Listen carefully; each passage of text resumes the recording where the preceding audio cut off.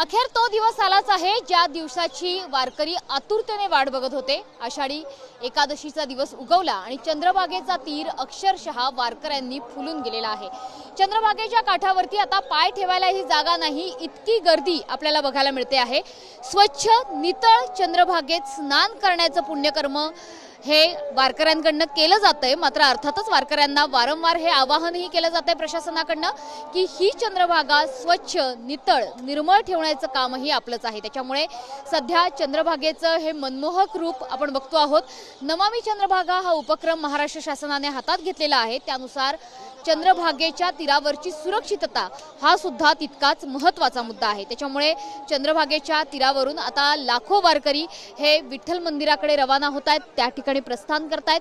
विठू माऊलीच्या चरणावरती डोकं ठेवून ते आपापल्या गावांना आता परतायला सुरुवात होईल। आणि गेले अनेक दिवस जो वारीचा सोहळा महाराष्ट्रात सुरू आहे, जो वारीचा सोहळा महाराष्ट्र अनुभवतोय, तो आता शिगेला पोहोचलाय। त्यामधला उत्साह शिगेला पोहोचलेला आहे। सध्या ही चंद्रभागेची दृश्य तुम्ही बघता आहात। चंद्रभागेमध्ये सुरक्षेसाठी एनडीआरएफच्या बोटी देखील तैनात करण्यात आलेला आहे।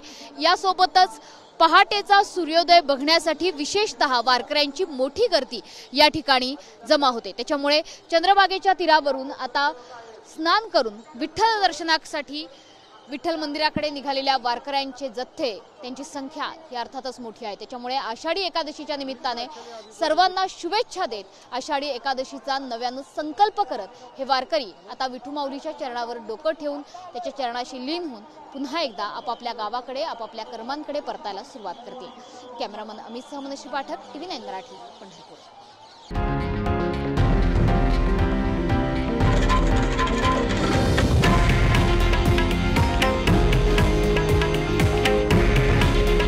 हे आहे देशातील नंबर 1 न्यूज नेटवर्क आणि आपण पाहत आहात TV9 मराठी।